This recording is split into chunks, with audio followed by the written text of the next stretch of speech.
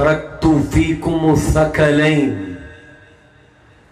লান তাদিল্লু মা ইন তামাসসাকতুম বিহিমা কিতাবাল্লাহি ওয়া ইতরাতি আহলু বাইতি সাদাকাল্লাহু মাওলানাল আযীম ওয়া বাল্লাগনা রাসূলুহুন নাবিয়্যুল আমিনুল মাকিনুল কারীমুর রাউফুর রহিম ওয়া নাহনু আলা যালিকা লামিনাশ শাহিদিনা ওয়াশ শাকিরিন ওয়ালহামদুলিল্লাহি রাব্বিল আলামিন রব্বি সাল্লি ওয়া সাল্লিম ওয়া বারিক আলাইহি ইয়া আরাবি ইয়া কুরশি ইয়া হাশিমি ইয়া লাকবি ইয়া মক্কি ইয়া মাদানী ইয়া মুত্তালাবি। একবার যার যার কণ্ঠে মা বলে ডাক দেওয়ার মতো শক্তি আছে, বাবা বলে উচ্চারণ করার মতো আওয়াজ আছে, মনের কথা পৃথিবীকে জানানোর মতো টাং কণ্ঠ আছে, চিৎকার দিয়ে বলুন আল্লাহু আকবার। আর একটু মোহাব্বতের আওয়াজে বলুন আল্লাহু আকবার। এবার বলুন ইয়া রাসূলুল্লাহ, ইয়া হাবিবাল্লাহ, ইয়া নবী আল্লাহ, ইয়া নূর আল্লাহ, ইয়া রাহমাতাল লিল আলামিন। ইউনিটি বাংলাদেশ চর বর্মা ইউনিট শাখার ব্যবস্থাপনায় ৩১তম ঐতিহাসিক সুন্নি সম্মেলন এর সম্মানিত সভাপতি জনাব আলহাজ মৌলানা মোহাম্মদ, আমি বলতাম ওনার ব্যাপারে, আমরা সারা বাংলাদেশে আল্লাহর দয়ায় ৬৪ জেলায় আমাদের নিয়মিত যাওয়া হয়। আপনাদের দোয়া, প্রত্যেক বৃহস্পতি শুক্র শনি ৩ দিন চট্টগ্রামের বাইরে কোনো না কোনো জেলায় প্রোগ্রাম থাকে। এমন খতিব আমরা কম পাই যারা আমাদেরকে ভালোবেসে মোহাব্বত করেন, পাই। তবে আজকের যাকে পেয়েছি আমি তার আতিথেয়তায় মুগ্ধ হয়েছি। মসজিদ যেমন বড় তার মনটাও অনেক বড়। একটু জোরে বলেন না মারহাবা। আপনি অতিথিকে বিরিয়ানি দিলেন না পোলাও দিলেন সেটা পরে, আগে কথাটা কিভাবে বললেন, ঠিক না? মেহমান যখন বাসায় আসে আপনি 50টা আইটেম দিয়ে খাবার দিচ্ছেন ঠিক, কিন্তু আপনি তার দিকে তাকিয়ে যদি একটা মুস্কি হাসিও না দেন, খাবারগুলো বিষের মতো লাগে। যুবক কথা বলো, ঠিক কিনা কথা বলো। এজন্য আমরা আপনাদের মুস্কি হাসি মোহাব্বতের সম্ভাষণগুলোকে বেশি মূল্যায়ন করি। আল্লাহ তাআলা ওনাকে অনেক বড় করুক, আমিন জোরে বলি। হযরতুল আল্লামা জনাব মাওলানা রবিউল হাসান দাইমি সাহেব কিবলা মুদ্দাজিলহুল আলী, খতিব বাইতুল আমান জামে মসজিদ মধ্যম চর বর্মা চন্দনাই চট্টগ্রাম। আরও আছেন মাওলানা আনোয়ারুল আজিম সাহেব, মাওলানা মহিউদ্দিন সাহেব সহ স্টেজের ডানে বামে অসংখ্য অতিথিবৃন্দ। আমি অদম ফকিরকে শোনার জন্য আমার অসংখ্য যুবক ভাইরা দূর দূরান্ত থেকে এসেছেন। সোশ্যাল মিডিয়ায় যারা দেখছেন দেখবেন। আসসালামু আলাইকুম ওয়া রাহমাতুল্লাহি ওয়া বারাকাতুহু। আমাদের জন্য ওয়াজের আগেই একটা ওয়াজ হয়ে গেছে। আমি আল্লাহর দরবারে শুকরিয়া জানাই, মাঝে মাঝে এই ধরনের কিছু ব্যাপার যদি হয়, ইটস ভেরি ইম্পর্টেন্ট। আমাদের ওয়াজগুলো করতে আরো সুবিধা হয়। এই মাত্র আগুন ধরেছে, এক মুহূর্তের জন্য আমাদের সবার মনে হয়েছে যে কোথায় বাড়ি, কোথায় ঘর, কোথায় টাকা, কোথায় পয়সা, কোথায় ক্ষমতা, কোথায় দুনিয়া? সবকিছু এক মিনিটের জন্য আমরা কেমন জানি ভুলে গিয়ে দৌড় দিয়েছি জীবন বাঁচাতে। কথা জোরে বলেন, ঠিক কিনা কথা বলেন? হ্যাঁ হ্যাঁ হ্যাঁ, দৌড় দিয়েছি। আগুন নিভে গেছে, কিন্তু আগুন না নিভলেও পারত, আগুন আরো বাড়তে পারত। আল্লাহ দয়া করেছেন। এই ধরনের সিম্বলগুলো, এই ধরনের হঠাৎ আগুন লেগে যাওয়া, হঠাৎ ভূমিকম্প হওয়া, হঠাৎ করে আচমকা তুফান চলে আসা, এগুলো আমাদেরকে বলে তুই এখনো ফিরবি না, কিয়ামত এসে গেছে। কথা কথা বলেন, ঠিক কিনা কথা বলেন? ঠিক হলে আপনি ঠিক বলেন, ব্যাটিক হলে ব্যাটিক বলে দেন। কিয়ামতের আগে এই ধরনের বিষয়গুলো তসবির দানার মতো আসবে। হাদিসে আছে ফিতনা, কিয়ামতের আগে এক এক ফিতনা আসবে। তসবি আছে না? তসবি, তসবির একটা লম্বা আছে না, এটাকে আমি চীনা ভাষায় মুদা বলি। ওটা যদি ছিঁড়ে যায় সব দানাগুলো সিরিয়াল বাই পড়বে, দেরি করবে না পড়তে। কিয়ামতের আগেও বিপদগুলো এভাবে আসবে, ফিতনাগুলো এভাবে আসবে। এগুলো দেখার পরেও যারা নিজেকে শুধরাতে পারবে না, তাদের জন্য আফসোস ছাড়া আর কিছু নাই। কোরআন বলছে ওয়া আনিবু ইলা রাব্বিকুম। আরে ভাই জোরে বলেন সুবহানাল্লাহ। কি খতিব সাহেবের প্রশংসা করতেছেন? না আমার, না উনার, না। সুবহানাল্লাহ কার? এটা এত আস্তে বলেন কেন? জোরে বলেন সুবহানাল্লাহ, জোরে বলেন। ওয়া আনিবু, ফিরে আসো, ইলা রাব্বিকুম, তোমার রবের দিকে। ওয়া আসলিমু লাহু, আত্মসমর্পণ করো। মিন কাবলি আইয়াতিয়াকুমুল আযাবু, আযাব আসার আগে ফিরে আসো। তুমি মাহফিলের আওয়াজ শুনছো, তুমি রাস্তায় হাঁটতেছো, তুমি আল্লাহর জিকির শুনছো, তুমি দোকানে বসে আছো, তুমি কোরআনের তিলাওয়াত শোনার পরেও তুমি এখনো বাসায়, এখনো রাস্তায়, এখনো দোকানে। কেমনে? আগুন কি তোমাকে শুধরাতে পারবে না? আগুন যদি তোমাকে শুধরাতে না পারে, ভূমিকম্প তোমাকে শুধরাতে না পারে, চন্দনাইশের ভয়ঙ্কর বন্যা, আমার গাড়ি ডুবে গিয়েছিল, প্রায় ডুবুডুবু অবস্থা, আমি এসেছিলাম প্রথম দিন একেবারে। তোমাকে শুধরাতে যদি না পারে, তোমাকে শুধরে দেবে আজরাইল আলাইহিস সালাম। সিস্টেমে চলে আয়।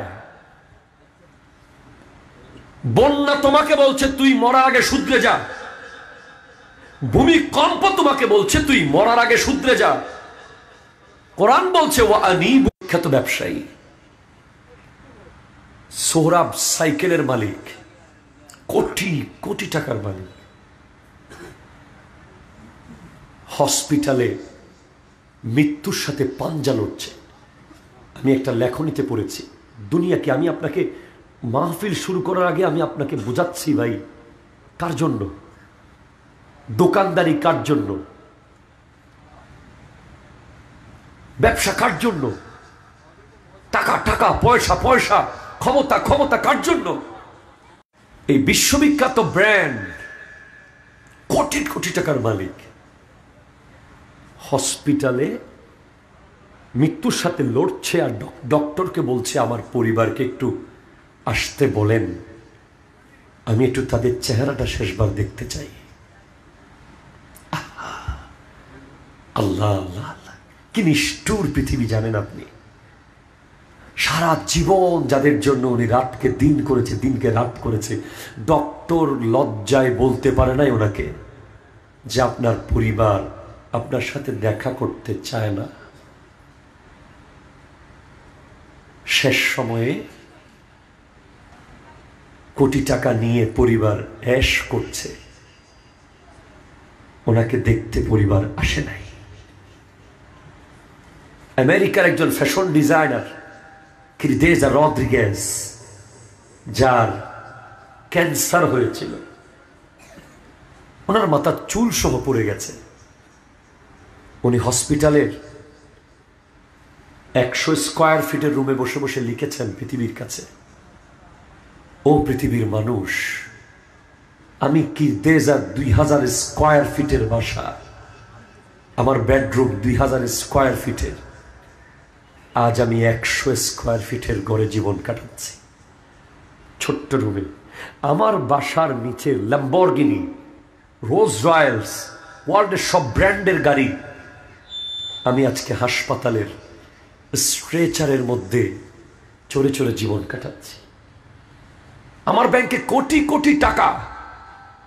ডক্টর বলছে টাকা দিয়ে আর একদিনও বাঁচানোর সুযোগ নাই। আমার ঘরে 10-12 জন ফ্যাশন ডিজাইনার, বিউটিশিয়ান, যারা আমার চুল আছড়ে দেয়। আজকে ক্যান্সারের কারণে আমার মাথায় চুল নাই যে কেউ আছড়াবে। রিসেন্টলি আমার বাংলাদেশে একটা দাতব্য প্রতিষ্ঠান এক সন্তানকে ফোন করেছে মায়ের কিডনির কথা বলতে। হ্যালো, অমুক বলছেন? জি বলছি। আপনার মা অসুস্থ, আপনি জানেন? হ্যাঁ জানি।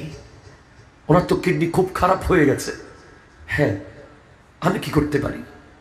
আপনার মায়ের কিডনি খারাপ হয়ে গেছে, আপনি আসবেন না? বলে আমি একটা ছোট ব্যবসা করি, আমার পক্ষে মায়ের কিডনি কিছু করা সম্ভব নয়। আপনার একটা কিডনি দেন, দুইটা থেকে একটা কিডনি দিয়ে মানুষ চলতে পারে। উনি বলছেন আমার পরিবার আছে, আমার ভবিষ্যৎ আছে, আমি কিভাবে কিডনি দেব? আপনারা যা পারেন করেন।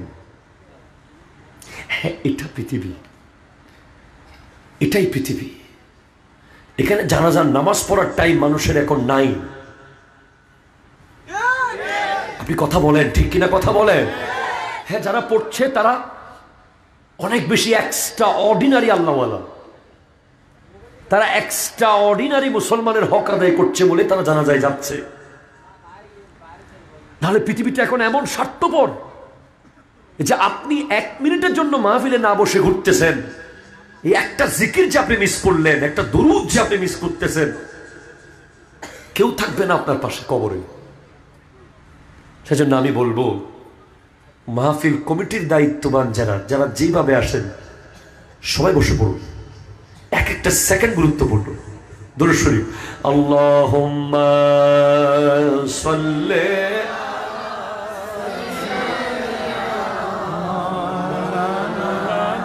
ওয়া আলা আলি সাইয়্যিদিনা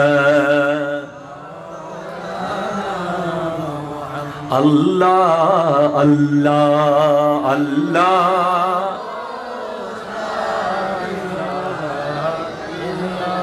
হো আল্লাহ আল্লাহ।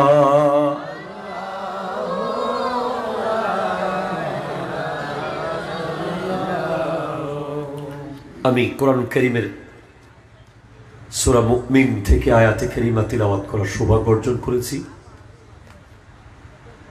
আরো একটি আয়াতে কারিমা আমি তিলাওয়াত করেছি। আল্লাহ তাআলা আমাকে আমার প্রাণপ্রিয় মুর্শিদে করিম আওলাদ রসুল আল্লামা সৈয়দ মোহাম্মদ তাহের শাহ সাহেব কিবলা মুদ্দা জিল্লুহুল আলীর দোয়ার নজরে এবং অত্র চন্দনাইশে যারা হক্কানি ওলি আল্লাহরা আছেন, প্রত্যেকের দোয়ায় আমাকে কালিমাতুল হক তথা সত্য কথা শুদ্ধভাবে বলার তৌফিক দান করুন। একটু জোরে বলেন না। আজকের মাহফিলের অনেকগুলো কারণ, বিশেষ করে নবীজির মিলাদুন নবী সাল্লাল্লাহু আলাইহি ওয়াসাল্লাম, এরপর আঞ্জুমানে রহমানিয়া আহমদিয়া সুন্নিয়া ট্রাস্টের ভাইস প্রেসিডেন্ট আলহাজ মোহাম্মদ মহসিন সাহেব রহমতুল্লাহ আলাইহির স্মরণ, সোহাদায়ে কারবালা কবরবাসীদের ইরসালের সওয়াব। আল্লাহ আমাদেরকে কবুল করুক। দেখুন, কোরআন বলছে কনসেন্ট্রেট টু মি প্লিজ, আমার দিকে। উলাইকা হুমুল ওয়ারিসুন,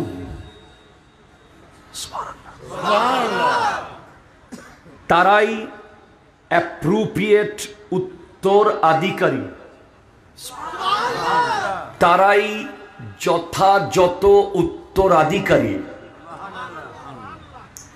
আমাদের উত্তরাধিকারী আমাদের সন্তান, আমরা আমাদের বাবাদের উত্তরাধিকারী, আমাদের বাবারা দাদাদের উত্তরাধিকারী, ঠিক কিনা? আমরা উত্তরাধিকার বললেই আমরা ধরে নেই হয়তো জাগার অথবা ক্ষমতার অথবা রাজত্বের। 54 বছর পরে উত্তরাধিকার সূত্রে পাওয়া রাজত্ব চলে গেছে বাশার আল আসাদ, সিরিয়ার স্বৈর শাসক। আপনারা দেখেছেন, ঠিক কিনা? জোরে জোরে বলেন। আরো অনেক দেশে অনেক জায়গায় চলে গেছে উত্তরাধিকার সূত্রে পাওয়া জিনিস।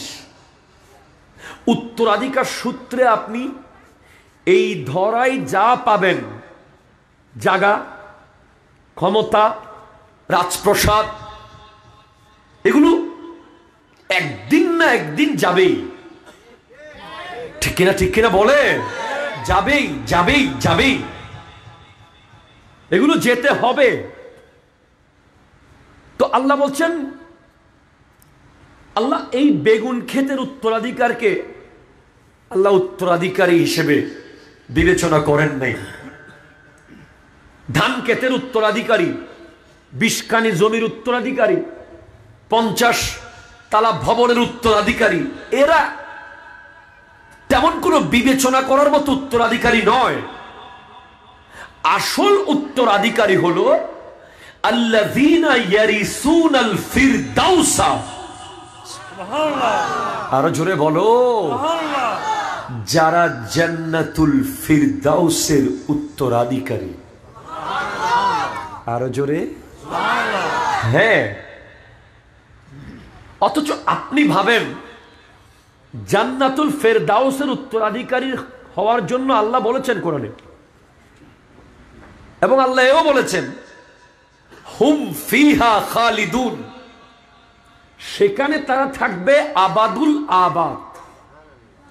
আমরা 2 ইঞ্চি জায়গার জন্য 20 বছর ধরে মামলা করে, এরকম লোক সমাজে আছে না নাই? এই মাহফিলে নাই আর কি।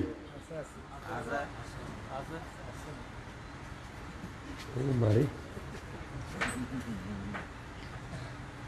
2 ইঞ্চি জায়গার জন্য মামলা, মদার গাছের জন্য মামলা। কথা কও যুবক, ঠিক কিনা কথা বলো? চিকন গল্লির জন্য মামলা, ঘরের চালে পানি পড়ছে মামলা, মুরগির ডিমের জন্য মামলা হয়। এমন এক জায়গাও চট্টগ্রামে আছে, আমি নাম বলতেছি না, চাকরি থাকবে না তখন। অথচ আপনি দেখবেন 2 ইঞ্চি জায়গা যেটার জন্য 20 বছর মামলা করলো, যেদিন জায়গাটা সে কোর্ট থেকে পেল সেদিন অনেক মানুষের ইতিহাস আছে কোর্ট বিল্ডিং এর পাহাড় থেকে নামার সময় স্ট্রোক করে মরে গেছে। ওই 2 ইঞ্চি জায়গায় আসার সুযোগ হয় নাই। কিন্তু এই 2 ইঞ্চি জায়গাটার জন্য সারাদিন সারা রাত যে প্ল্যানিং, প্রোগ্রাম, বিদ্বেষ, হিংসা, ঝগড়া, কথা বলেন, ঠিক কিনা কথা বলেন? 30 বছর পুরো নষ্ট, 20 বছর নষ্ট, 10 বছর নষ্ট। অথচ আপনি শুধু জান্নাতের একটা বিছানা, কিতাবে আছে জান্নাতের খাট, যেটাতে আমরা ঘুমাবো, আল্লাহ তৌফিক দান করুক, আমিন জোরে বলেন না। ওই খাটের নিচের খুঁটা থেকে বেড পর্যন্ত দূরত্ব 500 বছরের রাস্তা। শুনতে আপনার অবাক লাগবে। জান্নাতের সকাল বেলার ডিনার ব্রেকফাস্ট হচ্ছে 70,000 প্লেট ভুনা পাখির গোশত। মুন্না মারহাবা বলেন না, কয় হাজার প্লেট? 70,000। আল্লাহু আকবার। কেমনে খাবেন? এখনকার বাচ্চারা, যুবকরা তো একটা রুটিও খেতে পারে না। পারে? পুরা উল্টা হয়ে গেছে খাবার সিস্টেম। এটা একটা হতে পারে তোমাদের জন্য জরুরি। খাবারের যে নিয়ম, খাবারের নিয়ম হচ্ছে সকালবেলা খেতে হবে রাজার মতো। কার মতো? রাজার মতো। দুপুরবেলা প্রজার মতো, রাত্রেবেলা ফকিরের মতো। সকালবেলা কিসের মতো বলেন তো? রাজার মতো। দুপুরবেলা প্রজার মতো, রাত্রেবেলা ফকিরের মতো। তাহলে আপনার শরীরের diabetes, heart attack, blood pressure, এগুলো থেকে আপনি ভালো থাকবেন। এখন পুরা উল্টা, সকালবেলা ফকিরের মতো। অনেক সময় সকালবেলা খাচ্ছেই না, মা পেছনে পেছনে বাসন নিয়ে দৌড়াদৌড়ি করছে, সে গিয়ে কোনো মতে গিয়ে একটা ওই তেলে ভাজা সমুসা, শেষ। দুপুরবেলা আগা মাথা নাই, 3টা, মাঝে মাঝে 5টা, মাঝে মাঝে 4টা। রাত্রেবেলা কোনো ঠিক ঠিকানা নাই, কফি, এই সেই। শরীরের অবস্থা খুবই খারাপ। অথচ নিয়ম হলো সুন্নাহসম্মত, সকালবেলা আপনি ভালোভাবে খাবেন না। সারা রাত আপনার শরীরের প্রত্যেকটা অর্গান রেস্টে থাকে, সারা রাত শরীরের বিভিন্ন প্রোটিন, বিভিন্ন কিছু খালি হতে থাকে। এক পর্যায়ে সে খাবার সকালবেলা প্রয়োজন হয়, বিশাল একটা গ্যাপ থাকে খাবার। আমাদের যুব সমাজ এখানে টোটালি নাই। যাই হোক, আমরা শুনতাম আমাদের সিনিয়র ভাইরা হোটেলে, রেস্টুরেন্টে সকালবেলা 10টা রুটি খাইতো। আমরা সর্বোচ্চ 3টা পর্যন্ত পারছিলাম, এরপরে আর যাওয়ার সুযোগ হয় নাই। এখনকার যুবক এমন। কিন্তু না, তোমাকে এখন, আগে তুমি খেয়াল করো নাই বডির প্রতি। হাদিসে আছে ইন্নালি জাসাদিকা আলাইকা হাক্কুন, তোমার শরীরের প্রতি তোমার হক রয়েছে। এখন তুমি আর নিজেকে রোগাটে বানাতে পারবে না, কারণ যে কোনো সময় তোমাকে যুদ্ধের জন্য নামতে হবে। ঠিক কিনা কথা? হাত তুলে বলো ঠিক কিনা বলো। যে কোনো সময় আমরা ইঙ্গিত পাচ্ছি, যে কোনো সময় তোমাকে আবার সালাউদ্দিন আইয়ুবীর উত্তরসূরি হয়ে, তোমাকে আবার সেই খালিদ বিন ওয়ালিদের উত্তরসূরি হয়ে, তোমাকে হই সুলতান মাহমুদ গজনবীর উত্তরসূরি হয়ে আবার তোমাকে ময়দানে নামতে হতে পারে। কারণ মুসলমানদের উপর নির্যাতন আর চলতে দেওয়া যাবে না। ঠিক কিনা? হাত তুলে বলো ঠিক কিনা বলো। সেটা পৃথিবীর যেই পরাশক্তি হোক, পৃথিবীর যেই ক্ষমতাবান হোক, আমার এক মুসলমানের গায়ে যদি কেউ হাত তোলে, আমার নবী বলেছেন আল মুমিনু লিল মুমিনে কাজাসাদিন ওয়াহিদিন, এক মুমিন এক মুমিনের জন্য একটা বডির মতো, একটা শরীরের মতো। ইনিস্তাকা আইনুহু ইস্তাকা কুল্লুহু, চোখ ব্যথা পেলে যেমন গোটা শরীর ব্যথা পায়। বাংলাদেশ, পাকিস্তান, ভারত, ফিলিস্তিন, Myanmar, Syria, Afghanistan, Iraq, Indonesia, এভাবে দুবাই, ওমান, কাতার, কুয়েত, সৌদি আরব, যেখানেই কোনো মুসলমান আঘাত পাবে, গোটা বিশ্বের সব মুসলমান একসাথে আঘাত পাবে। কথা বলেন ঠিক কিনা? হাত তুলে বলেন ঠিক কিনা বলেন।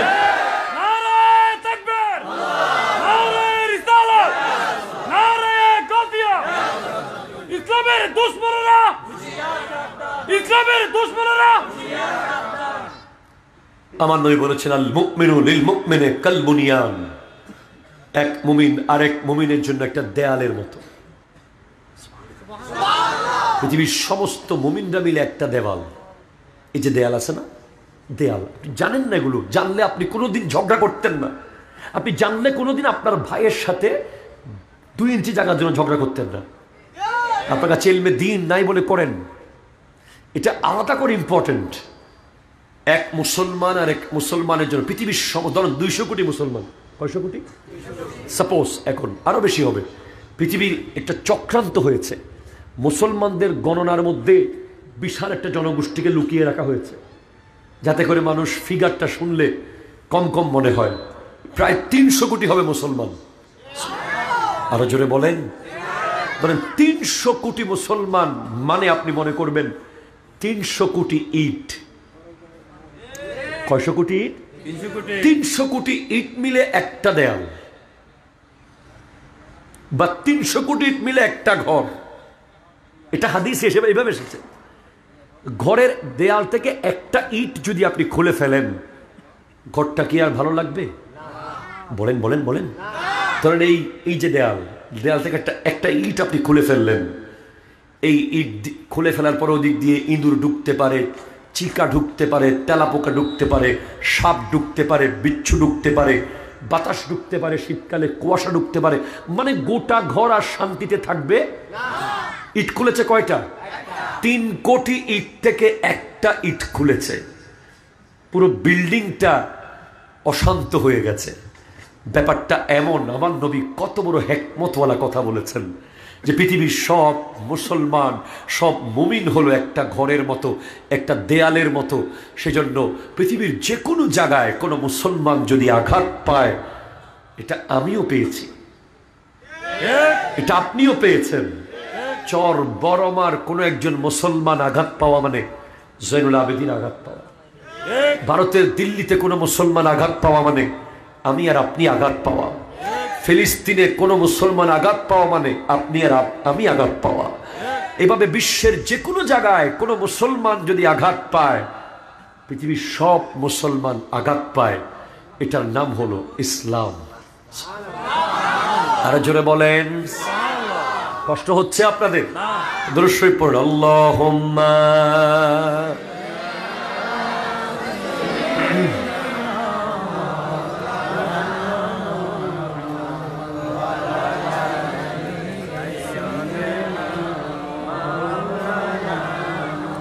সুবহানাল্লাহ ওয়ালহামদুলিল্লাহ লা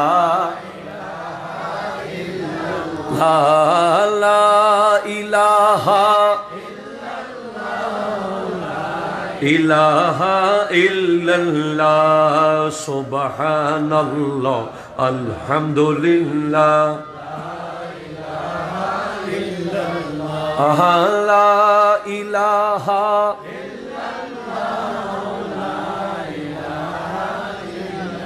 একটু জোরে বলেন সুবহানাল্লাহ।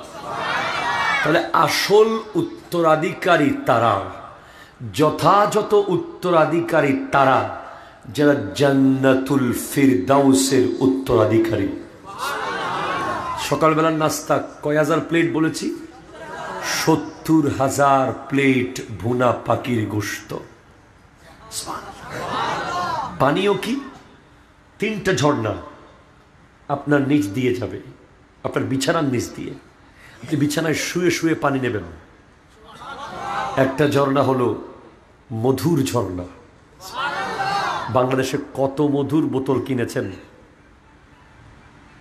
কখনো খাঁটি পান নাই? পাইছেননি ভাই? বেশিরভাগ মানুষ খাঁটি মধু পায় নাই, চিনি দিয়ে মধু পেয়েছে। কিন্তু বিক্রির সময় কত সিস্টেম করে।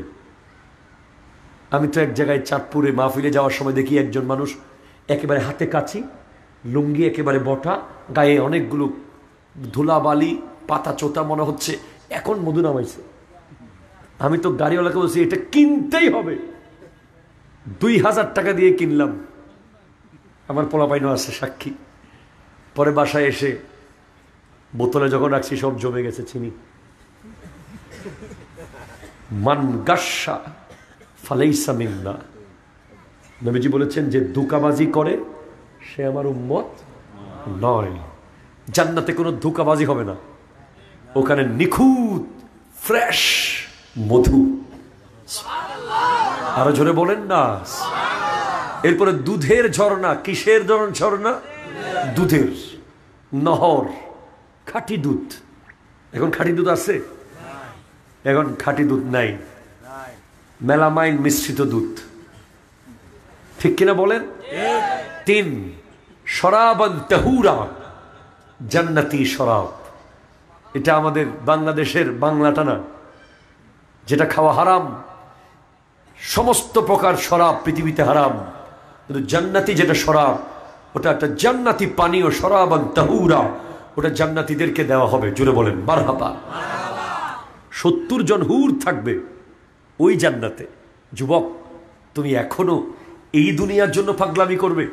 70 জন হুর, একটা হুরের একটা নখ যদি পৃথিবীতে পড়তো, হাদিস এসেছে এই পৃথিবীতে আর কোনোদিন অন্ধকার হতো না। একটা হুরের একটা নখ, নখ নখ নখটা আমরা ফেলে দিই কেটে। হুরদের কোন একটা হুরের নখ যদি পৃথিবীতে পড়ে, এই পৃথিবীতে আর কোনোদিন অন্ধকার হবে না। এত সুন্দর। হুরদের পায়ের যে নলি আছে, নলা পায়ের, ওটা স্বচ্ছ গ্লাসের মতো ভিতরে মগজ দেখা যাবে। এত সুন্দর, ডাগর ডাগর চোখওয়ালা। আর তোমার নিজের বিবি যাদের আছে, তারা যদি জান্নাতি হয়, বিবি আর স্বামী দুজন যদি জান্নাতি হয়, বিবিকে হুরের চেয়ে আরো সুন্দর করে দেওয়া হবে। আমাদের অনেক মা বোনেরা প্রশ্ন করে যে 70 জন হুর দিলে বউয়ের অবস্থা কি হবে? বিবিকে আরো সুন্দর করে দেওয়া হবে। মারহাবা জোরে বলেন না। তো আপনি এই 30 বছরের দুনিয়া, এই 40 বছরের জায়গা, 50 বছরের সুপারি গাছ, সুপারি গাছ তো 50 বছর বাঁচে না। অথচ সুপারি গাছ নিয়ে কত যুদ্ধ গ্রামে হয়ে যায়। সুপারি গাছের খোল চিটাঙের বাসায়, এটা নিয়ে পর্যন্ত কত মারামারি। কথা জোরে কর না, ঠিক কিনা? না, আজকে থেকে বন্ধ। আজকের পর থেকে আপনি দুনিয়াবি কোনো কিছুর জন্য 5 মিনিট ওয়েস্ট করবেন না, কারণ ফিতনার যোগ চলছে। কিয়ামত একেবারে কাছে। কিয়ামতের সব ধরনের আলামত আমরা দেখে ফেলতেছি। হাদিস অনুযায়ী ছোট আলামত, 72টা ছোট আলামতের কথা হাদিসে আছে, প্রায় সব দেখা গেছে। শুধু বড় আলামতগুলো দেখার বাকি। এখন আপনার প্রতি মুহূর্তের দায়িত্ব to take preparation for the day of judgment. করবেন কি আপনি? ফিতনা চলছে। প্রথম দায়িত্ব আপনার প্রতিদিন সকাল সন্ধ্যা তওবা করা। এটা জোরে বলবেন না আপনি? সুবহানাল্লাহ। তওবা, তওবা, তওবা করুন। সময় চলে গেছে। 2024 হ্যাজ গন, শেষ। আর বাকি আছে কয়দিন? আজকে কয় তারিখ? 11। আর ধরেন 19 দিন। 19 দিন বাকি। এই জানুয়ারি, এই ডিসেম্বর শেষ। কিয়ামতের আলামত হচ্ছে লা তাকুমুস সাআতু হাত্তা ইয়াতাকারাবাজ জামান। ততক্ষণ কিয়ামত কায়েম হবে না যতক্ষণ সময় সংকীর্ণ হয়ে যাবে না। আপনি দেখেন এখন বছর যাচ্ছে মাসের মতো। কথা বলেন না, ঠিক কিনা বলেন? মাস যাচ্ছে সপ্তাহের মতো, সপ্তাহ যাচ্ছে দিনের মতো, দিন যাচ্ছে মিনিটের মতো, মিনিট চলে যাচ্ছে চোখের পলকে। এরপরেও কি আপনি সাবধান হবেন না? এই শুক্রবারে ঢাকায় জুমা পড়াতে যাই, জুমা পড়িয়ে শনিবারে আসতে আসতে মনে হয় রবিবার আসে না, বৃহস্পতিবার এসে গেছে। কালকে বৃহস্পতিবার, এ মনে হয় গতকাল আসছি ঢাকা থেকে। এটা আপনার সাথে হচ্ছে না? হচ্ছে। আপনি ঘুম থেকে উঠেছেন, দেখতেছেন জোহর হয়ে গেছে। জোহরের সালাম ফিরিয়ে ভাত মুখে দিতে হাত ধুইতেই আসুন, হাত ধুয়ে একটু মুখ মুছতে মুছতে মাগরিব, চায়ের কাপে বিস্কিট ডুবাইতে পারেন নাই এশা। হচ্ছে কি হচ্ছে না বলেন না? অথচ এত স্পষ্ট আলামত কিয়ামতের, একেবারে নিখুঁত আলামত। সময় সংকীর্ণ হয়ে যাবে, সময় সংকীর্ণ। বছর, সেই ক্লাস 7-এ জামিয়াতে ভর্তি হয়েছিলাম আমি এসে 2003-04-এ। 20 বছর চলে গেছে চোখের পলকে। সে ছোট্ট আমি এখনো স্পষ্ট দেখি যে আমার আব্বা আমাকে জামিয়ার মাঠে ঢুকাচ্ছেন, শিক্ষক রুমে নিয়ে যাচ্ছেন, ভর্তি পরীক্ষার ফর্ম পূরণ করছি, ভর্তি পরীক্ষা দিচ্ছি, একদম চোখে ভাসতেছে স্পষ্ট। 20 বছর হয়ে গেছে। 20 বছর মনে হয় 20 দিনের মতো গেছে। এই অবস্থা, তাহলে কিয়ামতের আলামত স্পষ্ট। আমার নবী বলেছেন, আনা বুইস্তু আনা ওয়াসসাআতু, আমি এবং কিয়ামত একসাথে প্রেরিত হয়েছি। আমি এবং কিয়ামত, নবীজির আগমন আর নবীজির চলে যাওয়া, পর্দা করা, এটা কিয়ামতের ভয়ঙ্কর গুরুত্বপূর্ণ আলামত। 1450 বছর হয়ে গেছে, কিয়ামতের আলামত দেখা গেছে। এখন ফিতনা, এখন কি চলছে? ফিতনা, ভয়ঙ্কর ফিতনার সময় চলছে। এই সময়ের জন্য হযরত লোকমান আলাইহিস সালামের 8টি নসিহত আমি আপনাদেরকে বলে চলে যাব। কষ্ট হচ্ছে আপনাদের? আমি লিখে এনেছি। হযরত লোকমান আলাইহিস সালাম, যিনি নবী ছিলেন না, কিন্তু আল্লাহ তাআলা ওনার উপর এত সন্তুষ্ট হয়েছেন, ওনার নামে একটা সূরা নাজিল করে দিয়েছেন। একটু জোরে বলেন ভাই সুবহানাল্লাহ। যুবক ভাই, কষ্ট হচ্ছে আপনাদের? একটু পড়েন, সুবহানাল্লাহ ওয়ালহামদুলিল্লাহ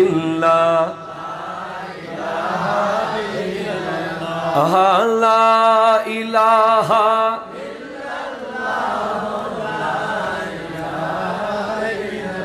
লা, জোরে সুবহানাল্লাহ ওয়ালহামদুলিল্লাহ লা ইলাহা,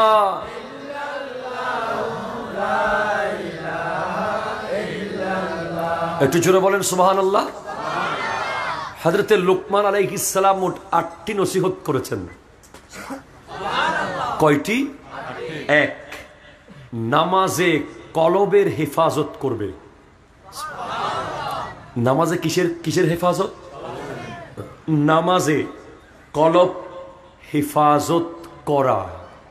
ফিতনার যুগে প্রচন্ড রকম নামাজের মধ্যে বিভ্রান্তি ঘটবে।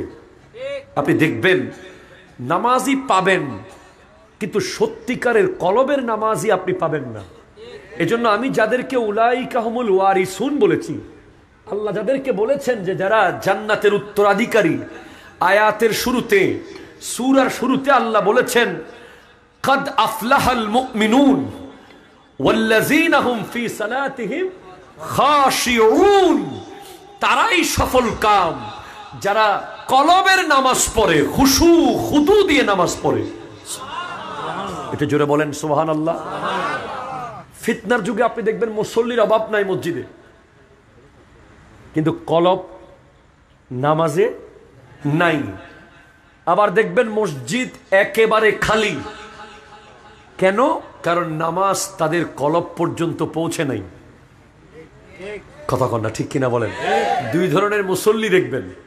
এক ধরনের মুসল্লি নামাজ পড়বে ঠিক, কিন্তু কলবে নামাজের কিচ্ছু থাকবে না।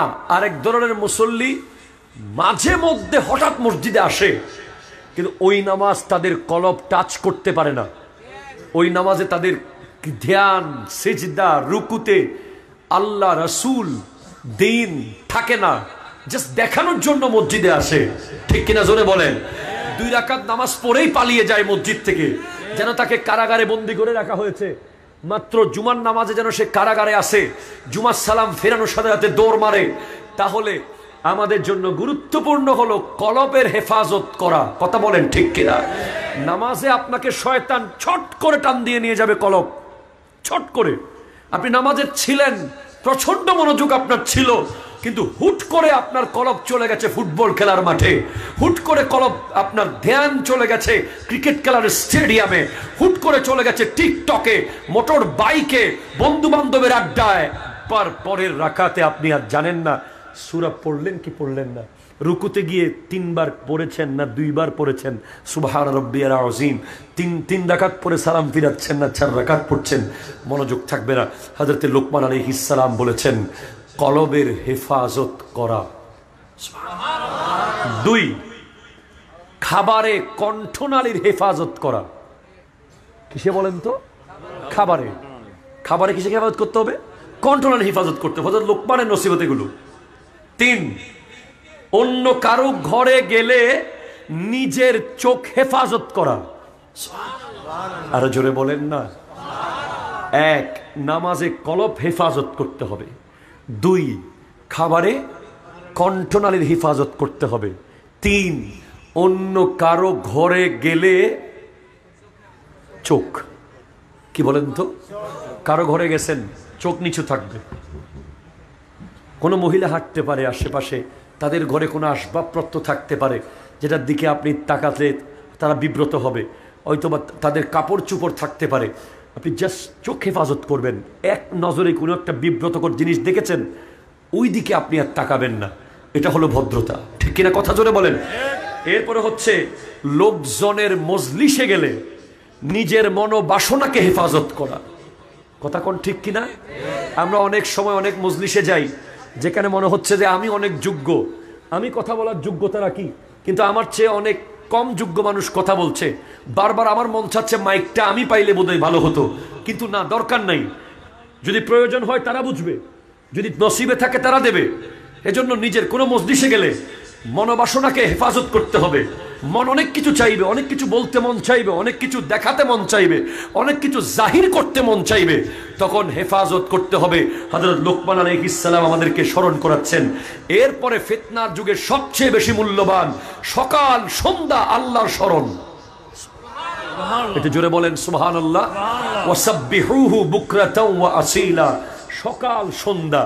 কেননা এই ফিতনার যুগে ছোট ছোট অনেক দাজ্জাল আসবে, যেমন এই যে ফুটবলার, ক্রিকেটার, নায়ক, গায়ক।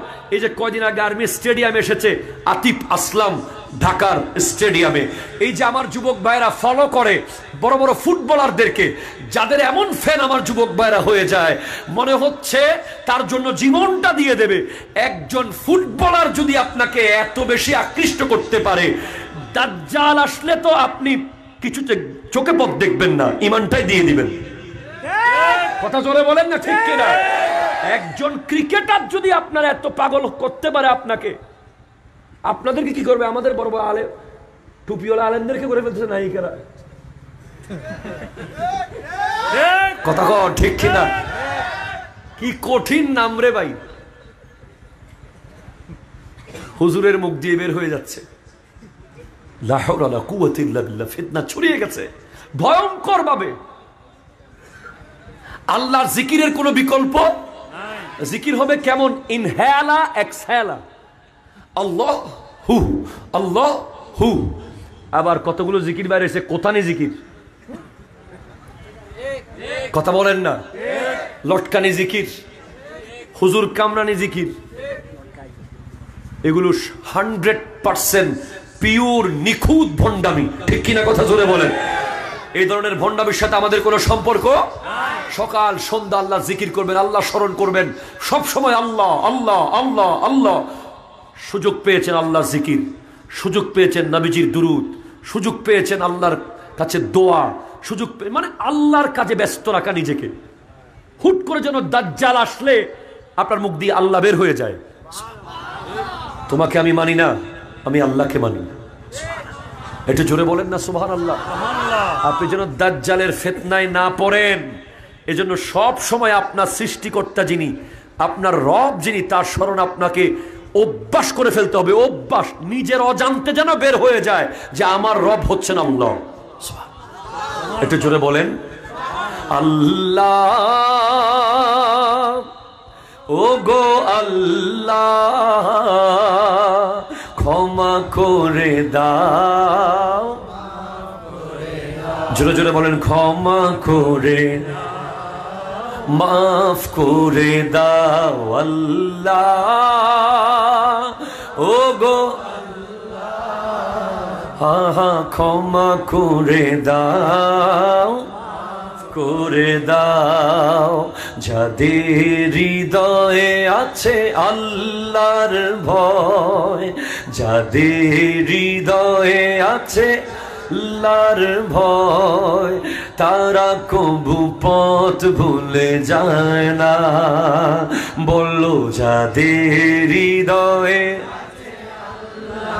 ভয়, তারা কবু পথ ভুলে যায় না।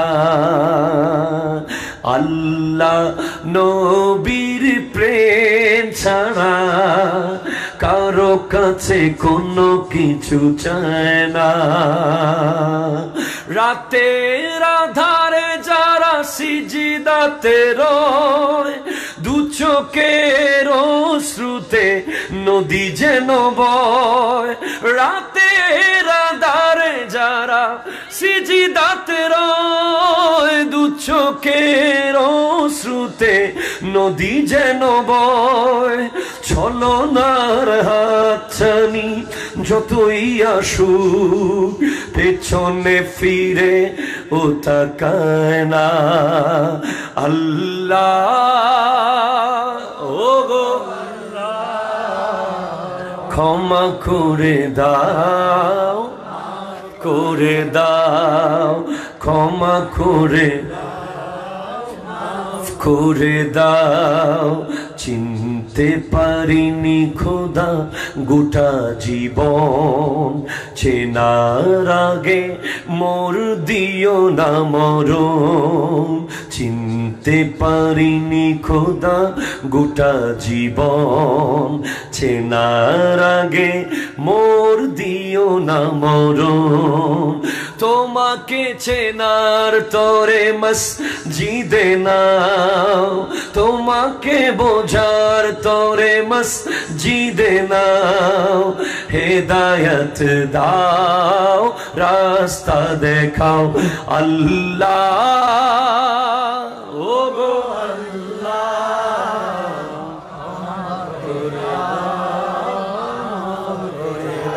চিৎকার দিয়ে বলেন না সুবহানাল্লাহ, আল্লাহু আকবার। তাহলে আল্লাহকে স্মরণ করা, মৃত্যুকে স্মরণ করা, কারো উপকার করার পরে ভুলে যাওয়া। কারো উপকার করার পরে ভুলে যাওয়া। 8, কেউ কষ্ট দিলে ভুলে যাওয়া। আমি 8টা আবার বলবো, যে পারবে তাকে পুরস্কার দেবো এখান থেকে। খেয়াল করো। 1, নামাজে কলবের হেফাজত করা। একটু জোরে বলবেন না সুবহানাল্লাহ। 2, কোথাও গেলে চোখের হেফাজত করা। 3, খাবারে কণ্ঠনালীর হেফাজত করা। 4, জনসমাগমে মনের বাসনার হেফাজত করা। 5, মৃত্যুর স্মরণ সবসময় করা। 6, আল্লাহর জিকির সব সময় করা। 7, কোনো উপকার করার পরে ভুলে যাওয়া। 8, কেউ কষ্ট দিলে তাকে ক্ষমা করে সেই কষ্টের কথাটাও ভুলে যাওয়া। এই 8টি নসিহত করেছেন হযরতে লুকমান আলাইহিস সালাম। একটু জোরে বলবেন না সুবহানাল্লাহ। কষ্ট হয়েছে আপনাদের? তাহলে জান্নাতুল ফেরদাউসের উত্তরাধিকারী হতে চাইলে আরো অনেক রকমের কাজ আছে। এটা একটা বললাম। একটা কোরআন সম্মত যে জান্নাতুল ফেরদাউস অনুসারী হবে তাদের কয়েক 7টি বৈশিষ্ট্য থাকবে। 1, আল্লাযীনা হুম ফি সালাতিহিম খাশিউন, তারা হৃদয় দিয়ে নামাজ পড়বে। ওয়াল্লাযীনা হুম আনিল লাগভি মুরিদুন, তারা এক লাইন অযথা কথা বলবে না। এক লাইন। এই হাটের কথা, ঘাটের কথা, মাঠের কথা, গাড়ির কথা, বাড়ির কথা, খেলার কথা, নাটকের কথা, সিনেমার কথা, এই লব্য কথা মুমিনরা বলে না। আমার নবী বলছেন, মিন হুসনে ইসলামিল মারএ তারকুহু মা লা ইয়ানিহি, একজন মুসলমানের ইসলামের সৌন্দর্য হচ্ছে তার লাইফে কোনো অযথা কাজ থাকবে না। ও ভাই সুবহানাল্লাহ জোরে হন না বাজি। আই জানি গুত্তা 5 মিনিট গরি না 5 মিনিট গরি না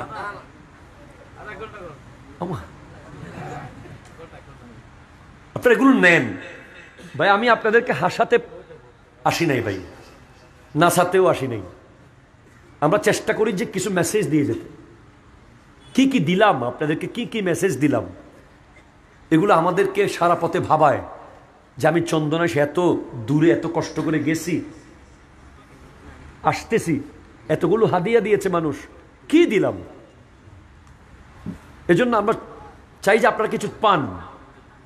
তাহলে যারা জান্নাতুল ফেরদাউস, যারা জাগার উত্তরাধিকারী হবে, আপনি জানেন অনেকে বাবাকে, রিসেন্টলি সোশ্যাল মিডিয়া আমরা দেখেছি এক মাকে তার সন্তানেরা ফেলে চলে গেছে। কথা জোরে বলেন না ঠিক কিনা? অনেক অনেক উদাহরণ আছে। বিসিএস ক্যাডার বাবাকে বৃদ্ধাশ্রমে রেখে চলে গেছে, ডাক্তার মাকে বৃদ্ধাশ্রমে রেখে চলে গেছে। আলহামদুলিল্লাহ কোন আলেম চলে গেছে পাওয়া যায় নাই। সুবহানাল্লাহ, জোরে জোরে বলেন না। জি, তো বলছি এই জায়গা সম্পত্তির উত্তরাধিকারী মাথা থেকে ফেলে দেন। কালকে অমুক নেতা আসবে, তার পিছে ঘুরবো, সেলফি তুলবো, তারপরে বলবো প্রিয় অভিভাবক, পরশুদিন আবার আরেকজনের হয়ে যাব, তরশুদিন আবার আরেকজনের হয়ে, এগুলো বাদ দেন ভাই, এগুলো বাদ দেন। এগুলো এখন পচে গলে নষ্ট হয়ে গেছে। কথা কোন ঠিক কিনা বলেন? এখন কোনো ভালো মানুষ এসব কাজ আর করতে চায় না। কি ভাই এগুলো, কি কি এগুলো? আপনি একটা সামান্য ক্ষমতার জন্য 10 বছর আপনার আরেক আপন চাস্তো ভাইয়ের সাথে চোখে চোখে তাকান নাই। কথা কোন? একটা মুমিন ভাইয়ের সাথে আপনি বসে এক কাপ চা খান নাই, শুধুমাত্র দলাদলির কারণে। কি হারিয়েছেন আপনি? আপনি উহুদ পাহাড় পরিমাণ ওজনের চেয়ে আরো বেশি ওজনদার নিয়ামত হারিয়েছেন। সাদাকা, তাবাসসুমুকা ইলা ওয়াজহে আখিকা সাদাকা। একজন মুমিন মুসলমান ভাইয়ের দিকে তাকিয়ে মুস্কি হাসি দেওয়া সাদাকা। আচ্ছা, সামান্য ফুটবলের টিম বেশ কম বলে তার সাথে মাতি না, ক্রিকেটের টিম বেশ কম বলে কথা বন্ধ, দলাদলির কারণে কথা বন্ধ। এটা ইসলাম নয়, এটা প্রহসন। অযথা কাজ, অযথা কথা থাকতে পারবে না। সে এক লাইন কথা বলবে, হয়তো কবরের অথবা হাসরের। সে এক কদম হাঁটবে, হয়তো কবরের কাজে অথবা হাসরের কাজে। সে 1 মিনিট কোন জায়গায় বসবে, হয়তো কবরের জন্য অথবা হাসরের জন্য। তাহলে সন্ধ্যার পরে রাতের 12টার পরে ব্রিজের উপরে বসে বসে ড্যানসন সিগারেট খায়, এরা কারা?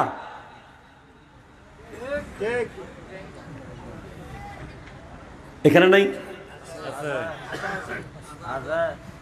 বাদ দেন। আমরা ছোটবেলায় দেখেছি মাগরিবের ভিতরে ঘরে ঢুকে যেতে হতো, ঠিক কিনা? ঠিক। মাগরিবের কি করেছেন আপনি? এটা শুধুমাত্র তাদের দোষ দিলে চলবে না, বাবা মাও দায়ী আছে। কথা বলেন না? বাবা মাকে যদি তুমি না মানো, তুমি এই মসজিদে 24 ঘন্টা নামাজ পড়লে আল্লাহ তোমার নামাজ কবুল করবে না। আমরা বাবা মাকে দিয়ে দিছি তো, আমরা বাবা মাকে, আচ্ছা, বেতের ভয়ে ভয় পাই না, লাঠির ভয়ে ভয় পাই না, আমরা বাবা মাকে ভয় পাই আল্লাহর ভয়ে। এটা আপনাকে বুঝতে হবে। এগুলো চালু করেন। আবার মাগরিবের ভিতরে ঘরে ঢোকার যে নিয়ম কঠোরভাবে চালু করেন। স্বাস্থ্য ভালো থাকবে, শরীর ঠিক থাকবে, ফিতনায় জড়াবে না, মারামারি হানাহানি থেকে দূরে থাকবে এবং অযথা কাজ থেকে দূরে থাকতে পারবে। জান্নাতুল ফেরদাউসের অনুসারী ওয়ারিস যারা হবে, তাদের লাইফে কোনো অযথা কথা থাকবে না। এক লাইন। এই যে ফেসবুকের আপনার পেজে আপনি লক্ষ লক্ষ হাজার হাজার পোস্ট শেয়ার করেছেন, অমুক নায়কের পোস্ট, অমুক গায়কের পোস্ট, অমুক ক্রিকেটারের পোস্ট, আপনি কালকে মরে গেলে কার দায়িত্ব পাসওয়ার্ড খুলে আপনার পোস্ট ডিলিট করবে? কারো দায়িত্ব দিয়ে গেছেন? না। লগ্ব, কারণ ছাড়া কাজ দরকার নাই। ওয়াল্লাযীনা হুম লিয-যাকাতি ফাইলুন, যারা জান্নাতুল ফেরদাউসের উত্তরাধিকারী হতে চায়, তারা জাকাত অন টাইম দিয়ে দেবে, জাকাতের হিসেব বরাবর রাখবে। ওয়াল্লাযীনা হুম লিফুরুজিহিম হাফিজুন, তারা নিজের লজ্জাস্থানকে হেফাজত করবে। তারা আমানতের খেয়ানত করবে না, তারা ওয়াদার খেলাপ করবে না, তারা নামাজের হিসাব রাখবে। এই মানুষগুলোই জান্নাতুল ফিরদাউসের উত্তর আধিকারী হবে। একটু জোরে বলেন ভাই সুবহানাল্লাহ। আমার যুবক ভাইয়েরা, নিজের দিকে নিজে তাকান। আমার মুরব্বী বাবারা, নিজের দিকে নিজে তাকান। আপনার সকাল থেকে সন্ধ্যার জীবনে, আপনার ফজর থেকে রাত পর্যন্ত জীবনে কোনো অযথা কাজ আছে কিনা? আপনি যাকাত ঠিকভাবে দিচ্ছেন কিনা? আপনি লজ্জাস্থানের হেফাজত করছেন কিনা? যদি না করে থাকেন, জান্নাতুল ফিরদাউসের উত্তরাধিকারী হওয়ার সুযোগ আপনার জন্য নাই। এগুলো খুব সহজ কাজ, এর চেয়ে সহজ কোনো কাজ নাই। আমরা আখিরি নবীর উম্মত হওয়ার কারণে আমরা এত সহজ কাজ পেয়েছি, যেগুলো করে আমরা হুট করে জান্নাতে ঢুকে যাবো ইনশাআল্লাহ। জোরে বলেন না সুবহানাল্লাহ। 5 ওয়াক্ত নামাজ পড়বেন। হাসান আজারি আসছে? আসেনি? 5 ওয়াক্ত নামাজ পড়বেন। নামাজকে নামাজের মতো করে পড়বেন। কালকে 2টা রাকাত নামাজ পড়িয়েন ফজরে। কেমন করে? নামাজের ভিতরে ডুবে যাবেন। নামাজে কি করবেন? ডুবে যাবেন। 10টা সূরা কোরআন শরীফের শুদ্ধ করে শিখে নেবেন। আপনি মাস্টার্স পাস, সূরা ফাতিহা পড়তে পারেন না, আপনার জন্য লজ্জা ছাড়া আর কিচ্ছু নেই। কথা জোরে বলেন না, ঠিক কিনা? আমি কি বলবো সমাজগুলোর কথা? সমাজের লিডার, সমাজের নেতা, সমাজের নেতৃত্ব কিভাবে হবে, এটা আমার নবী 1450 বছর আগে বিদায় হজের ভাষণে বলে দিয়ে গেছেন। আমার নবীজি বলেছেন, লা ফাদলা লি আরাবিয়্যিন আলাল আজম, লা ফাদলা লি আজামিয়্যিন আলাল আরব, লা ফাদলা লি আসওয়াদা আলাল আবিয়াস, লা ফাদলা লি আবিয়াজা আলাল আসওয়াদ ইল্লা বিত্তাকওয়া।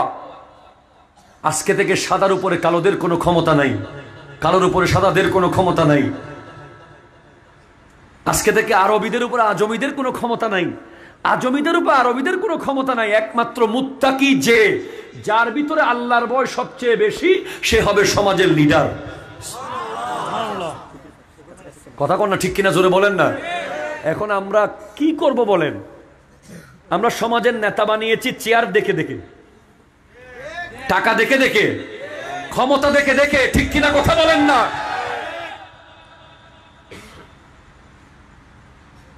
কিভাবে সমাজগুলো আর সুন্দর হবে বলেন? সমাজের লিডার হবে সে যে তাহাজ্জুদের নামাজ পড়ে, অবশ্যই 5 ওয়াক্ত নামাজ পড়ে। আপনারা কিছু মনে করিয়েন না, মসজিদ কমিটির সভাপতি মসজিদে নেই, সেক্রেটারি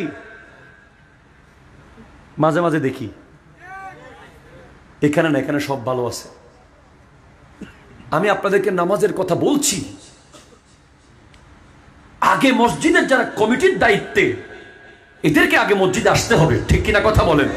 এজন্য আপনি সমাজের নেতা ওনাকে বানান, যিনি 5 ওয়াক্ত নামাজ পড়ে, তাহাজ্জুদের নামাজও পড়ে। হুজুর কেন? তাহাজ্জুদ নিয়ে গবেষণা করেছে একদল বিজ্ঞানী। সারা রাত ঘুমাবে, স্বাস্থ্যসম্মত ঘুম, মাঝখানে আবার ব্রেকডাউন করবে, উঠে যাবে। এটাতে কি ফজিলত? ইসলাম এটা কি দিল? এটা বলে আমেরিকার একদল বিজ্ঞানী তাহাজ্জুদ নিয়ে গবেষণা করেছে। তারা 2 গ্রুপ করেছে মানুষ, এক গ্রুপ ঘুমিয়েছে আর এক গ্রুপ তুলে দিয়েছে ঘুম থেকে। যাদেরকে তুলে দিয়েছে তাহাজ্জুদের টাইমে, তাদেরকে গবেষণা করে তাদের মেধা শক্তি অ্যানালাইসিস করে দেখা গেছে, যারা তাহাজ্জুদের টাইমে উঠে যায়, ওদের ডিসিশন নেওয়ার ক্ষমতা বেশি, ওরা অত্যন্ত নিখুঁত সিদ্ধান্ত নিতে পারে।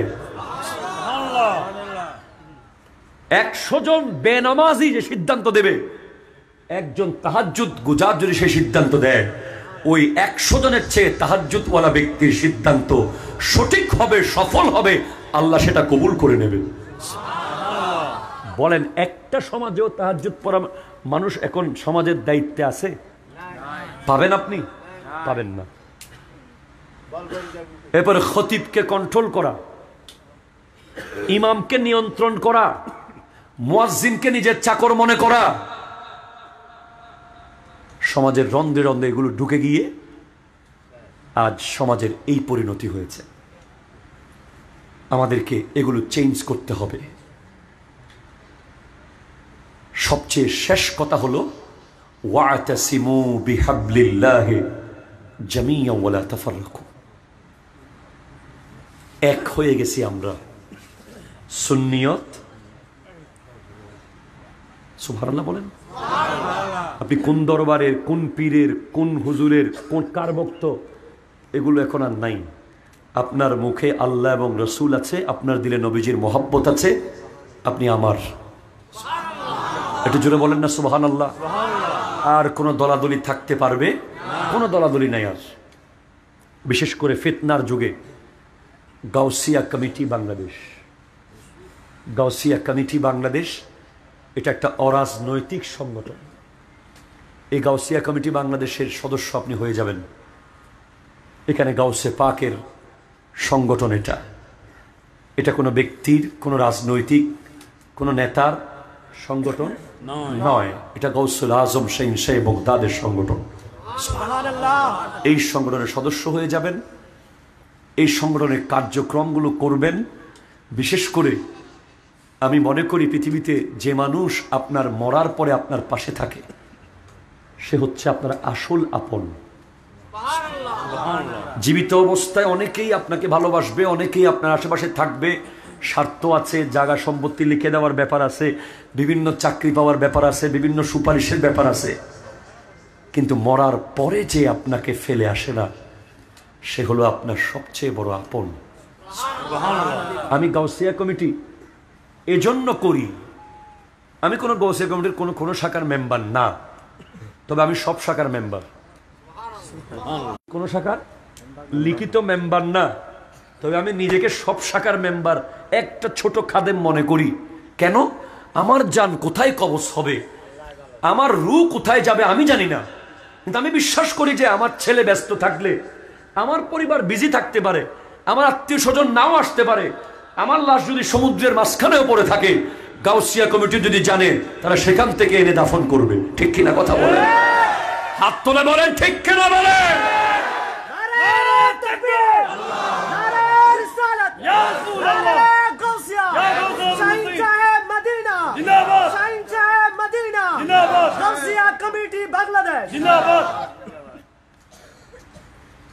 আমি এজন্য গাউসিয়া কমিটি করি, আর বাকি সব তো আছেই।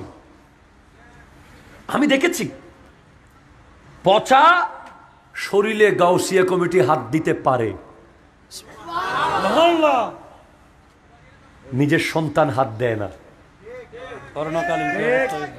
করোনা তো ছিল, করোনার কথা অনেক হয়েছে, করোনার পরেও আমি অনেক দেখেছি। আমি দেখেছি চট্টগ্রাম মেডিকেলের সামনে একটা পচা গায়ে পোকা,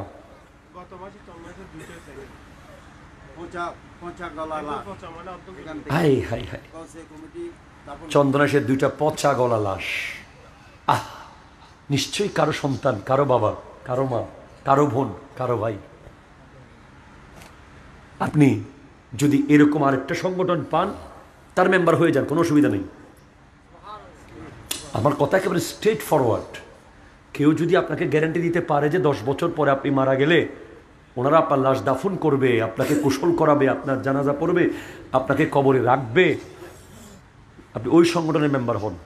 তবে আমি দেখি নাই। আমি করোনার সময় দেখেছি একটা লাশ দাফন করতে 1 লাখ টাকা নিছে। বিভিন্ন সংগঠন নাম আমি বলবো না, অনেক জায়গায় 10 লাখ টাকাও নিয়েছে। আর গাউসিয়া কমিটি বাংলাদেশ 10 পয়সাও টাচ করে নাই। কেউ দিতে চাইলে বলেছে জামিয়াতে দেন, আমাদের হাতে না। একটা বিকাশ নাম্বার পর্যন্ত গাউসিয়া কমিটি খুলে নাই তখন, যাতে কোনো ফিতনা তৈরি না হয়। আমি মাঝে মাঝে ভাবি ছেলেগুলো পারে কিভাবে, এত সাহস কেমনে তাদের? সাগরের মাঝখানে জাপ দিচ্ছে, পচা লাশ ধরে ফেলতেছে নদীতে। বন্যার সময় কি রিস্ক নিয়ে গাউসিয়া কমিটি সেভ করেছে মানুষের জীবন। আল্লাহর দয়া। বিএম ডিপুতে যেখানে সেনাবাহিনীর সদস্যরা, যেখানে ওই যারা আগুন নিভায় ফায়ার সার্ভিসের সদস্যরা N95 মাস্ক, সবচেয়ে শক্তিশালী মাস্ক পরে যাচ্ছে, সেখানে গাউসিয়া কমিটি চলে গেছে একেবারে মাস্ক ছাড়া, ডিরেক্ট ঢুকে গেছে।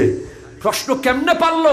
আমি বলি পারে কারণ তারা যায় না, তাদের সূরতে আল্লামা তাইয়্যিব শাহ রাহমাতুল্লাহ আলাইহি হাজির হয়ে যায়। আধ্যাত্মিকভাবে গাউসিয়া কমিটির সূরতে হুজুর আল্লামা তাইয়্যিব শাহ কিবলা উপস্থিত থাকেন, সেজন্য তারা সেটা পারে। মারহাবা, জোরে বলেন। সদস্য হওয়ার দরকার আছে না নাই? আরো জোরে। এই আমার দোস্ত হাসান আজারি আসছে না কিরে? কই, তাড়াতাড়ি নিয়ে আসো। নারায়ে তাকবীর, নারায়ে রিসালাত, নারায়ে গাউসিয়া। প্রধান বক্তার আগমন, প্রধান মেহমান, প্রধান অতিথি, প্রধান বক্তা, প্রধান আকর্ষণ, সবকিছু আমার ভাই। মারহাবা বলেন। তাড়াতাড়ি মাঝখানে জায়গা দেন। একটা পোলা লড়বেন না, একটা ছেলে উঠবেন না, সবাই বসেন। সবাইকে একটু সামনে চলে আসতে বলেন। আর একটু সামনে কই যাবো? স্টেজে চলে যাবো? না না, আরেকটা আসলে মানে ওইদিকে মানুষ আসতেছে না, কি ধারে? একদম পূর্ণ হয়ে গেছে, একদম জায়গা শেষ। একটু সাবাসাবি করো, বসতে। ঠিক আছে, ঠিক আছে, তাড়াতাড়ি। হ্যাঁ, আর ক্লাসমেট, বাল্য মিট, 1 মিট, 7 মিট ব্যাকিং।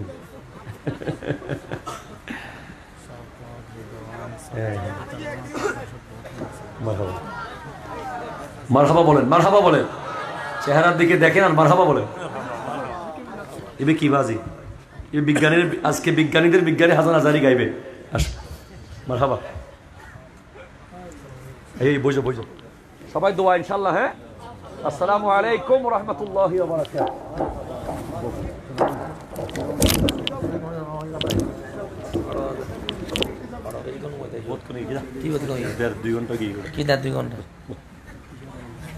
ঠিক আছে, হ্যাঁ দিয়ে গেলাম, দেখে রাখিয়েন। হ্যাঁ, আসসালামু আলাইকুম। প্রিয় আশিকানে মুস্তাফা সাল্লাল্লাহু আলাইহি ওয়াসাল্লাম অনেক সুন্দর করে কোরআন ও হাদিসের আলোকে তাকরীর পেশ করলেন। আজকের মাহফিলের প্রধান মেহমান জামিয়া আহমদিয়া সুন্নিয়া আলিয়া মাদ্রাসার সম্মানিত মুদাররিস, বিশিষ্ট মিডিয়া ব্যক্তিত্ব, যুব সমাজের আইডল, উস্তাজিয়াল মুকাররম হযরতুল আল্লামা জনাব মাওলানা জয়নুল আবেদিন কাদরী মাদাজিলহুল আলী হুজুরের হায়াতের মধ্যে অফরন্ত বরকত দান করুক, সবাই বলে আমিন। সম্মানিত প্রিয় উপস্থিতি, আপনারা দেখতে পাচ্ছেন আমাদের মঞ্চে এসে উপস্থিত হয়েছেন আজকের মাহফিলের প্রধান বক্তা, ঢাকা শাহজাহানপুর সম্মানিত খতিব, তরুণ প্রজন্মের আইডল, বিশিষ্ট ইসলামিক মিডিয়া ব্যক্তিত্ব, সুন্নি জনতার নয়নমণি হযরতুল আল্লামা জনাব মাওলানা সৈয়দ মোহাম্মদ হাসান আল আজহারি মাদাজিলহুল আলী।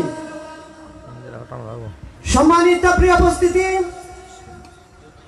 আমাদের মঞ্চে আরো এসে উপস্থিত হয়েছেন গাউসিয়া কমিটি বাংলাদেশ বদল ইউনিয়ন শাখার সম্মানিত সভাপতি, বর্মা ইউনিয়নের সম্মানিত সভাপতি হাজী মোহাম্মদ ফুরকান সওদাগর। সম্মানিত প্রিয় উপস্থিতি, আমাদের মঞ্চে আরো এসে উপস্থিত হয়েছেন গাউসিয়া কমিটি বাংলাদেশ বর্মা ইউনিয়নের সম্মানিত সহসভাপতি জনাব মোহাম্মদ আব্দুল মতিন। আমাদের মঞ্চে আরো এসে উপস্থিত হয়েছেন গাউসিয়া কমিটি বাংলাদেশ বর্মা ইউনিয়ন শাখার সম্মানিত সাধারণ সম্পাদক হাজী মোহাম্মদ ফেরদৌস আলম, হাজী মোহাম্মদ ফেরদৌস আলম। সম্মানিত প্রিয় উপস্থিতি, আমাদের মঞ্চে আরো ব্যক্তিবর্গগণ উপস্থিত হয়েছেন আমাদের মাহফিলে দূর দূরান্ত থেকে আগত মেহমান বৃন্দগণ সকলের প্রতি আন্তরিক শুভেচ্ছা ও মোবারকবাদ। ইনশাআল্লাহ। আলহামদুলিল্লাহ। সম্মানিত প্রিয় উপস্থিতি,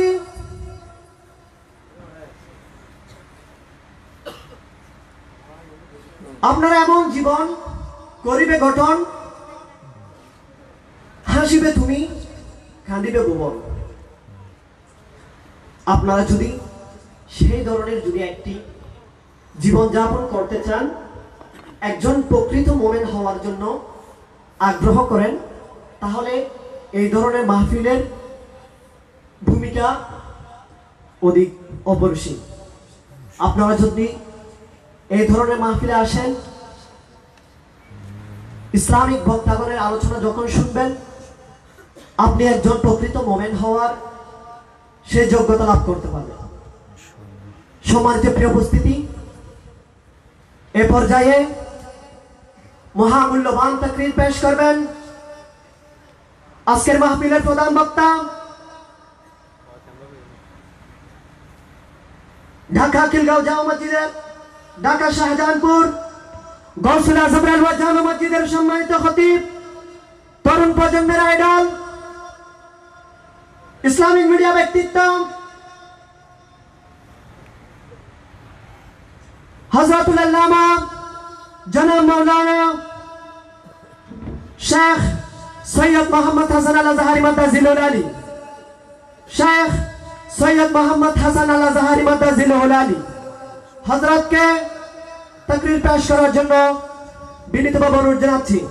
নারায়ে তাকবীর, নারায়ে রিসালাত, নারায়ে গাউসিয়া, শাহিন সাহেব মদিনা, শাহিন সাহেব মদিনা, গাউসিয়া কমিটি বাংলাদেশ।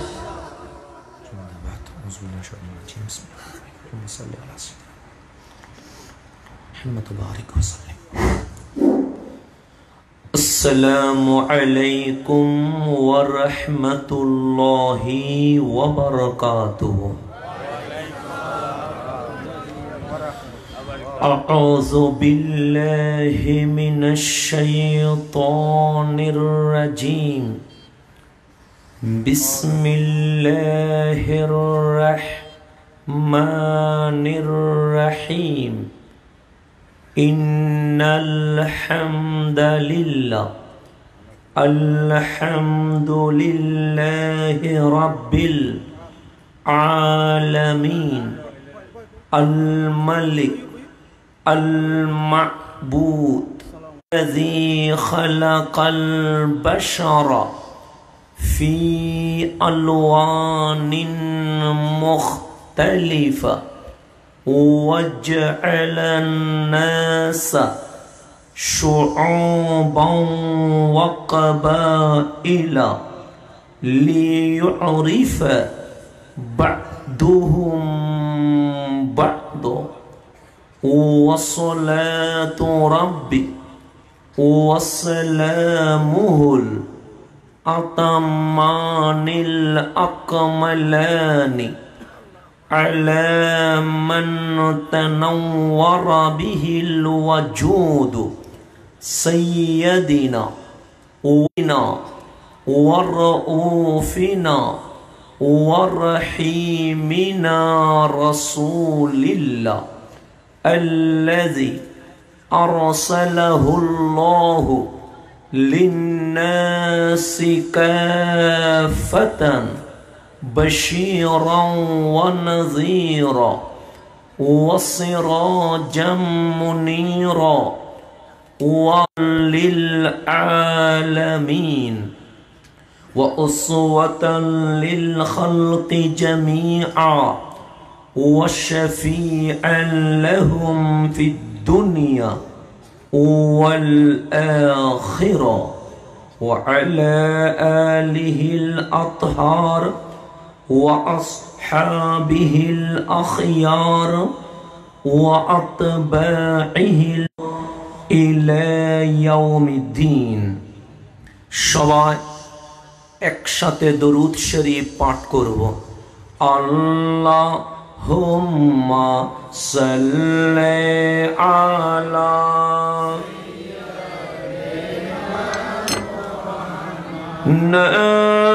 नबियाना नबियाना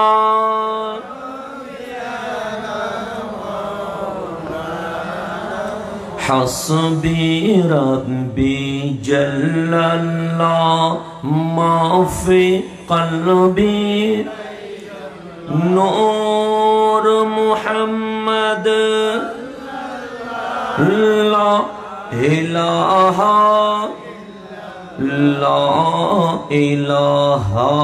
इल्लल्लाह ला इलाहा सुब्हानल्लाह वल्हम्दुलिल्लाह ला इलाहा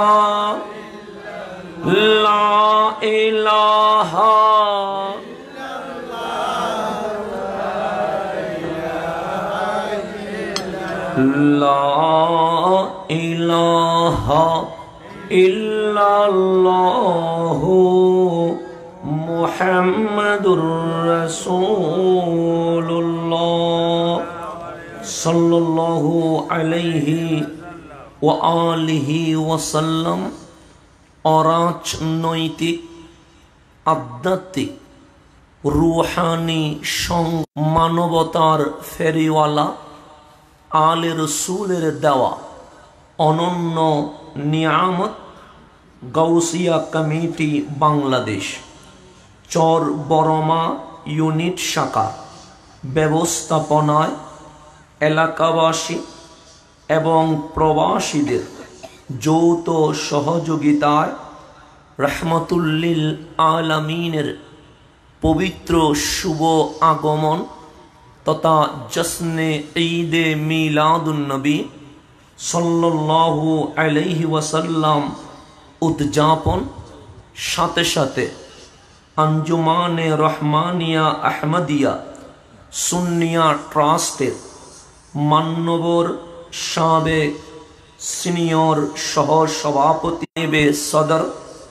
আলহাস জনাব মোহাম্মদ মুহসিন সাহেব রহমতুল্লাহি আলাই এবং আহলে বাইত রসুল তথা শুহাদায়ে কারবালার স্মরণ সাথে সাথে সকল কবরবাসীর মাগফিরাত কামনায় ৩১তম ঐতিহাসিক সুন্নি সম্মেলনে মান্যবর সভাপতি শাহ রাগিবুল্লাহ দরবার শরীফের সম্মানিত সাজ্জাদানশীন পীর কামেল रहनुमाई शरीयत व तरीक़त हज़रत अल्लामा वहीदुन नूर साहेब मुद्दा ज़िल्लुहुल आली आजकेर महफिले सम्मानित प्रधान अतिथि अत्र चंदनाइश उपजेला परिषदेर साबेक वाइस चेयरमैन सुन्नियतेर रत्न हुजूर मौलाना सुलाइमान फारूकी मुद्दा ज़िल्लुहुल आली एतक्षण धरे जिनी तकरीर पेश करेছেন जामिया अहमदिया सुन्निया कामिल मद्रासार सम्मानित मुदार्रिस विशिष्ट मीडिया व्यक्तित्व इस्लामिक स्कॉलर बंधुवर मौलाना ज़ैनुल आबिदीन अल कादरी मुद्दा ज़िल्लुहुल आली उपस्थित आছেন मौलाना रबिउल हसन दाइमी साहेब मौलाना अनवारुल अजीम साहेब मौलाना महिउद्दीन साहेब शायर हाफिज मोहम्मद शौकत रज़ा कादरी साहेब मौलाना मोहम्मद अबू सादेक हबीब साहेब सह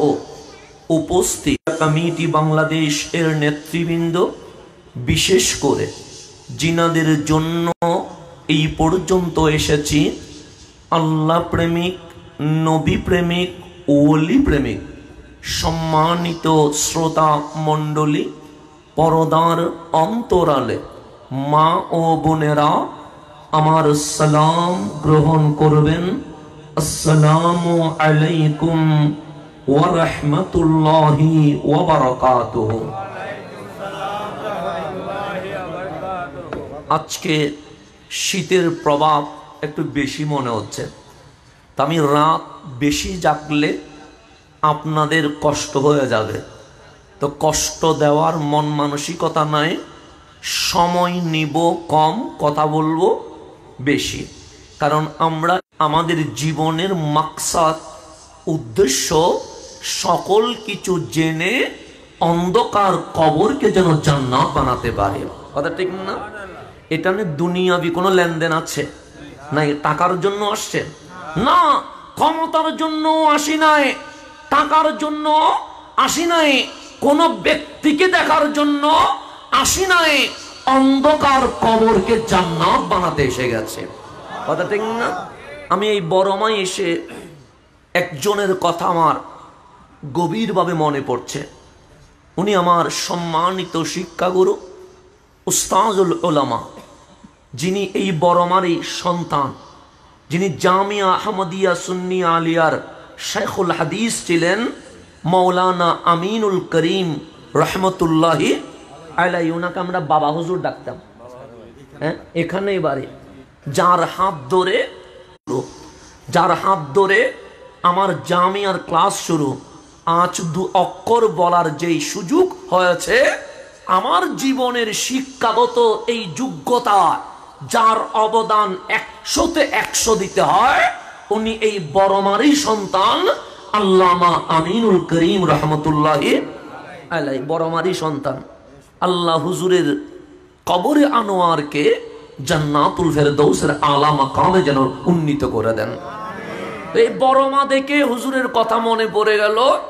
আজ উনি থাকলে হয়তোবা এই মাহফিলে উনিও বসতেন, উনি উস্তাদ হয়ে বসতেন, হয়তো আমি ছাত্র হয়ে বক্তব্য দিতাম, ওনার চোখ দিয়ে হয়তো পানি বের হতো। যেই হাসানের ছোট আঙ্গুল ধরে আমি জামিয়াতে নিয়ে গেছিলাম, সেই হাসান আজ আমার বাড়িতে মাহফিল করছে। উনি খুশি হতেন।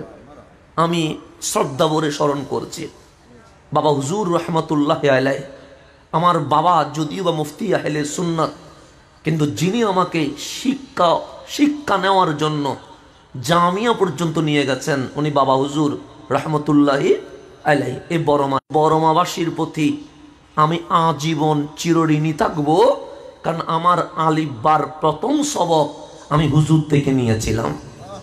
রব্বুল আলামিন ওনার মাকামকে আরো বেশি উন্নত করে দেখ। এখন আসেন সামনের দিকে যায়।